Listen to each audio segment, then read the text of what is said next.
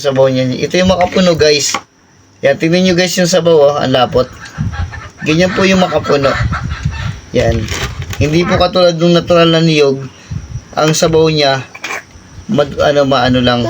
Pero kung makapuno po, malambot yung laman niya. Tapos, parang langis yung kanyang Parang langis yung kanyang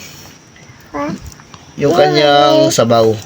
Tapos yung laman po niya, kahit matanda na po siya, ang lambot sobra po. Ganyan po yung niyog na tinatawag na makapuno. Yan. Yan. Ganyan po kasarap yung makapuno. Yan. Lulutuin lang po yung mamaya. Yan.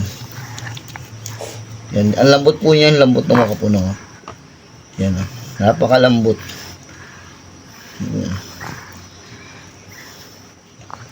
Yun.